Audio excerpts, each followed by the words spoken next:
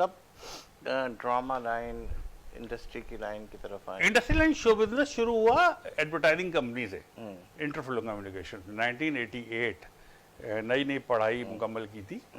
तो उसके बाद जून, टू बी प्रिसाइज 11 जून 88 इंटरफ्लो ज्वाइन कर ली मैंने। इंटरफ्लो वो एक शौक था, क्योंकि फोटोग्राफी फिल्मिंग ये शौक थे और प्रोफेशन था, और इतना घर वालों की तरफ से इजाजत थी? हाँ हाँ हाँ, घर वालों ने हमेशा मेरी इसको फौकियत दी।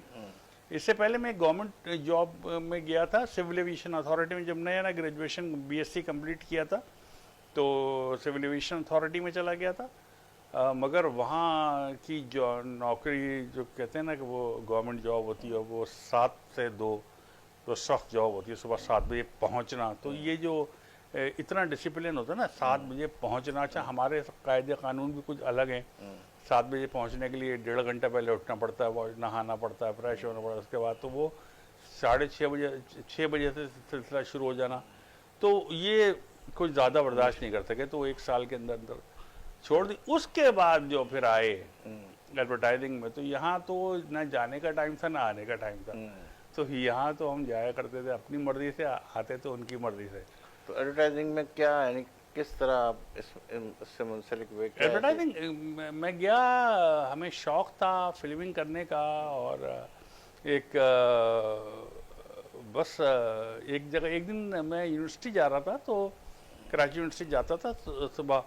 एक दिन 11-11:30 बजे पीरियड था, तो मैं 11 बजे घर से निकला। शहीद मिलत रोड पे मैं सामने जा रहा था, तो मैंने देखा कि एक घर की छत पे बहुत से बच्चे गोरे गोरे फिर रहे हैं सुबह। अच्छा, 11 बजे, 11:30 बजे का वक्त, और धूप, गर्मियों के दिन, जून, ये मेरे आने से पहले की बात है।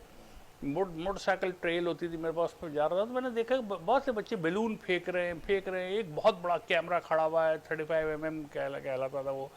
कभी कैमरा देखा नहीं था हमने 35mm।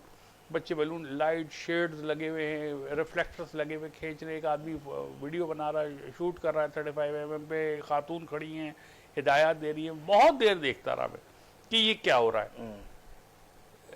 अच्छा, उसके बाद इतना कि 1.5 घंटा मैंने अपना पीरियड ज़ाया कर दिया यूनिवर्सिटी का, और मैं वहाँ 1.5 घंटा धूप में खड़ा रहा।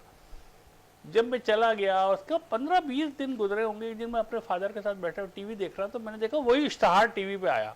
अच्छा। एक बबल गम का ऐड था जिसमें गुब्बारे फेंकते हैं, वो फेंक। अरे, मैंने अपने बताया फादर को, ये मैंने ऐड देखा, बनते हुए, शूट होते हुए देखा मैं। अच्छा। वहाँ से मुझे शौक कि यार इसी कंपनी हो तो। और वाकई इत्तफाकन उस कंपनी के एमडी से एक जगह मुलाकात हो गई मेरी। बस सरसरी मुलाकात हुई, 1-2 मिनट ही बात हुई। उन्होंने कहा आइए हमारे ऑफिस आइए। मैं ऑफिस गया, मेरे ख्याल 2 मिनट के इंटरव्यू के बाद उन्होंने मुझे रख लिया। और वहाँ से हम तो शुरू तो एज ए असिस्टेंट किया बिल्कुल फिल्मिंग के साथ, मगर काम सीखते सीखते जल्दी हेड बन गए। और फिल्मिंग डिपार्टमेंट के डिविजन होता था वो। तो वो वहाँ से तो फिर कहाँ से आगाज़ किया? ड्रामे से आगाज़ किया, फिल्म से आगाज़ किया? आगाज़ एडवर्टाइजिंग से। एडवर्टाइजिंग से आगाज़ हुआ।